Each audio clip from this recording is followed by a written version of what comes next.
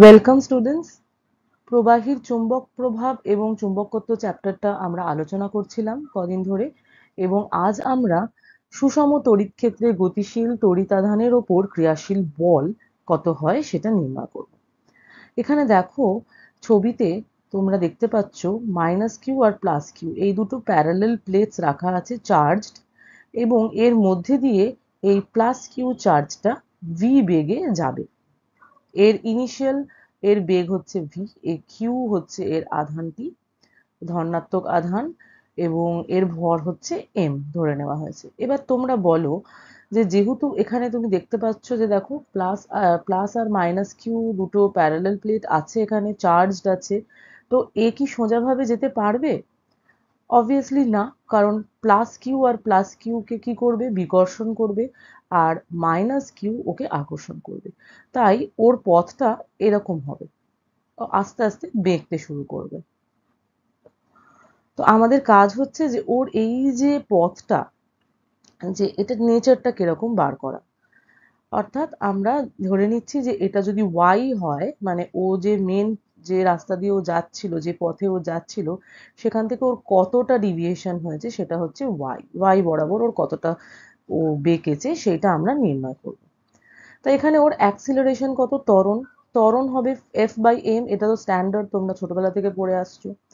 এফটা কি? এখানে এফটা হচ্ছে এই যে কুলম্বস ফোর্স যেটা ও ফিল করছে সেটা কি? QE/m। তোমরা জানো যে যদি একটা তড়িৎ ক্ষেত্রের মধ্যে যদি একটা আধান রাখা হয়, সেই আধানটার উপর এই তড়িৎ ক্ষেত্রটা একটা ফোর্স দেয়, যেটাই হচ্ছে আমাদের কুলম্বস ল দিয়ে আমরা পাই, সেটা হচ্ছে QE। এটা আমরা অ্যাক্সিলারেশনটা পেয়ে গেলাম, ত্বরণটা।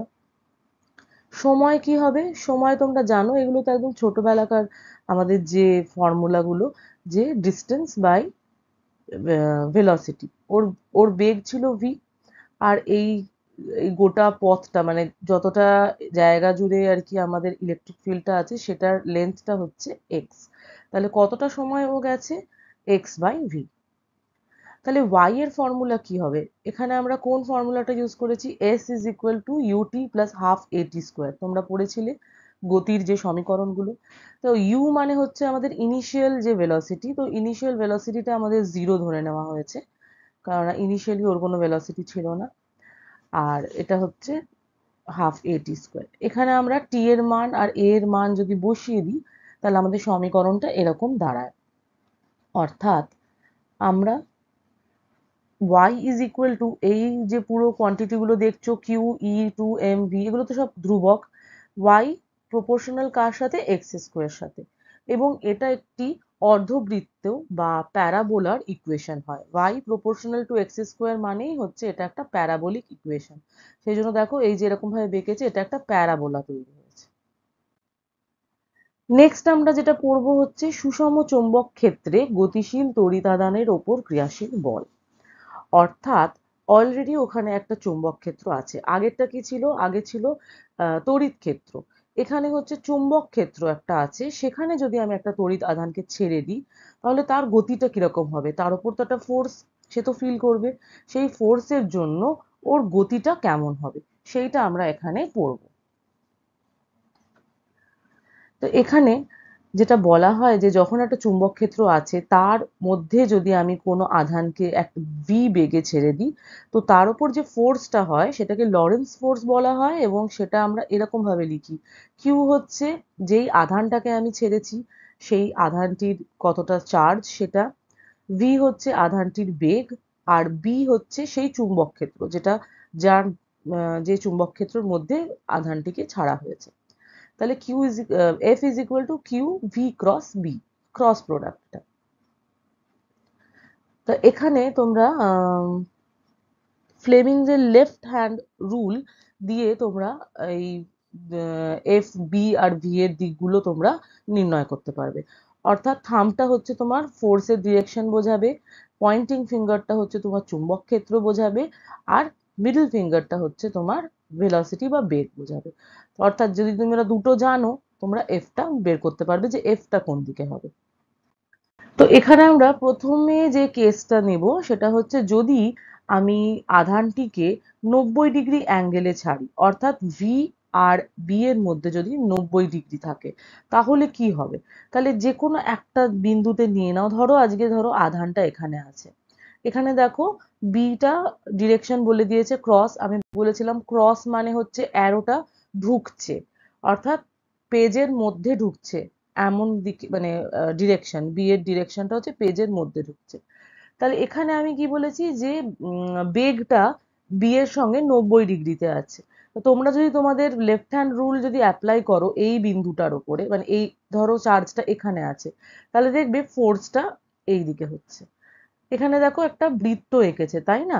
অর্থাৎ চার্জ যখন আমি 90 ডিগ্রি অ্যাঙ্গেলে দিয়ে ছাড়বো, অর্থাৎ যখন চার্জটা আধানটা চৌম্বক ক্ষেত্রের সাথে 90 ডিগ্রি কোণে যদি থাকে, তাহলে ও একটা বৃত্তের মধ্যে ঘুরবে, একটা সার্কুলার মোশন ও করবে।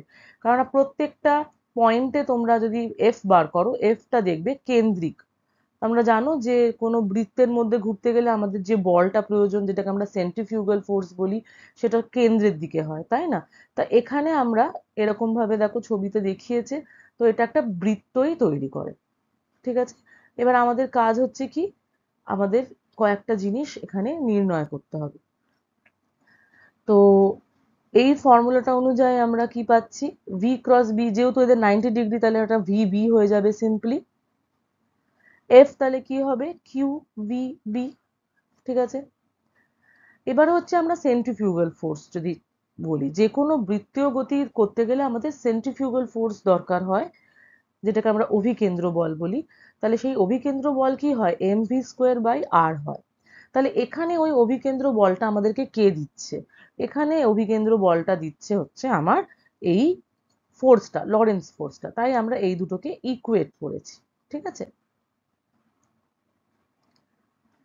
তাহলে এই অনুযায়ী আমাদের আর এর একটা আমরা মান পেয়ে যাচ্ছি, অর্থাৎ যে বৃত্তটা তৈরি হচ্ছে সেই বৃত্তটার যে ব্যাসার্ধ সেটা পেয়ে যাচ্ছি। ঠিক আছে, আবার সেখান থেকে আমরা যখনই একটা বৃত্তীয় গতি হয়, মানে কি এটা একটা পিরিয়ডিসিটি আসছে, মানে বারবার হচ্ছে, তাহলে আমরা একটা টাইম পিরিয়ড পাবো। টাইম পিরিয়ডের ফর্মুলা কি, 2πr/v। তোমাদের এই ফর্মুলাগুলো মনে রাখতে হবে। তাহলে সেখানে আমরা ভি এর আর এর মানটা বসিয়ে দিলে আমরা টাইম পিরিয়ড পেয়ে যাব। নেক্সট হচ্ছে টাইম পিরিয়ডে, তাহলে এইটা হলো মান। ওমেগা অর্থাৎ অ্যাঙ্গুলার ভেলোসিটি বা কৌণিক বেগ, বৃত্তীয় গতি যেহেতু, সেই জন্য আমাদের একটা কৌণিক বেগ তো থাকবেই, সেটার ফর্মুলা হচ্ছে 2π/t। তাহলে এখান থেকে আমরা পেয়ে গেলাম bq/m। নেক্সট আমরা যেটা করব সেটা হচ্ছে জেনারেল কেস, অর্থাৎ 90 ডিগ্রিতে না, যে কোনো অ্যাঙ্গেল থিটা করে যদি কোনো আধানকে ছাড়া হয়, একটা ম্যাগনেটিক ফিল্ড আছে, দেখো এক্স বরাবর একটা ম্যাগনেটিক ফিল্ড আছে, আর অ্যাঙ্গেল থিটা বরাবর মানে অ্যাঙ্গেল থিটা করে একটা আধানকে ছাড়া হয়েছে, অর্থাৎ আধানটির যে বেগ সেটা বি এর সাথে মানে চুম্বক ক্ষেত্রের সঙ্গে থিটা অ্যাঙ্গেলে আনত আছে। তা আমরা এখানে কি করব, আমরা এখানে এই ভি কে দুটি উপাংশে ভেঙে নেব, এক্স আর ওয়াই বরাবর। তাহলে ওয়াই বরাবর ওর উপাংশ হবে ভি সাইন থিটা, আর এক্স বরাবর ওর উপাংশ হবে ভি কস থিটা। এবারে দেখো এই যে উপাংশটা ভি কস থিটা, এটা তো বি এর দিকেই আছে, এবং আমাদের ফর্মুলাটা কি ছিল, F is equal to Q V cross B. অর্থাৎ এই দিকে আমার ভেলোসিটি হচ্ছে ভি কস থিটা। এইটার আর এইটার ক্রস প্রোডাক্ট কি হবে তোমরাই বলো, ক্রস প্রোডাক্ট কি হবে, দুটো তো একই দিকে, তার মানে সাইন থিটা যেটা সেটা তো জিরো হয়ে যাবে, কারণ থিটা এখানে হচ্ছে জিরো। ঠিক আছে, সাইন জিরো তো তোমার আনডিফাইন্ড জিরো হয়। তাহলে এইখানে আমরা কিন্তু কোনো ফোর্স পাচ্ছি না এই বরাবর, এই উপাংশটার জন্য। বোঝাতে পারলাম? নেক্সট হচ্ছে ভি সাইন থিটা। তো এই ভি সাইন থিটা যে উপাংশটা সেটা বি এর সাথে 90 ডিগ্রিতে আছে। তা আমরা আগেই পড়েছি যে যখন বেগটা আমার বি এর সঙ্গে চৌম্বক ক্ষেত্রের সঙ্গে 90 ডিগ্রিতে থাকবে, তখন আমার গতিটা কেমন হবে, সার্কিউলার হবে, তাই না? অর্থাৎ বৃত্তীয় গতি হবে। কিন্তু বৃত্তীয় গতির সাথে সাথে ওর এই যে ভি কস থিটা আছে একটা এক্স ডিরেকশনে, সেটার জন্য ও কি করবে, ও বৃত্তীয় গতি করবে আবার একটু সরে যাবে, বৃত্তীয় গতি করবে আবার একটু সরে যাবে। অর্থাৎ দুটো উপাংশের জন্য আমাদের মিলিতভাবে যে ওর পথটা হবে, সেই পথটা হচ্ছে এইরকম স্পাইরাল। এটাকে একটা হেলিক্যাল পথ বলে, একটা হেলিক্স তৈরি করবে। তো আমরা এখানেও যেহেতু একটা পিরিয়ডিসিটি আছে, তাহলে এখানেও আমরা টাইম পিরিয়ড, কৌণিক বেগ এগুলো আমরা নির্ণয় করব। তাহলে আর কি হবে, আর এর আগের ফর্মুলাটাতে শুধু ভি এর জায়গায় আমরা ভি সাইন থিটা বসিয়ে দিয়েছি। তোমরা আগের ফর্মুলাটা দেখে নাও, জাস্ট আমরা আগে যেটা করেছি সেটার সাথে এটা মিল পাবে। জাস্ট ভি এর জায়গায় আমরা ভি সাইন থিটা নেব, কারণ এখন আমাদের এই বেগটা নিয়ে আমরা কাজ করছি। তাহলে টাইম পিরিয়ড কি হবে, টাইম পিরিয়ড হচ্ছে 2πr/v sin থিটা। ঠিক আছে, ভালো কথা।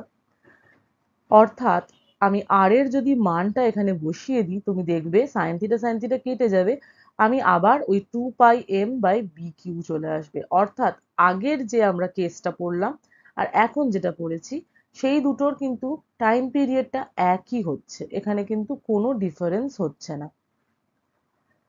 আচ্ছা, নেক্সট এখানে একটা নতুন জিনিস আমরা পড়বো, সেটা হচ্ছে পিচ। পিচ হচ্ছে এই এক্স ডিরেকশন বরাবর ও কতটা পথ যাচ্ছে।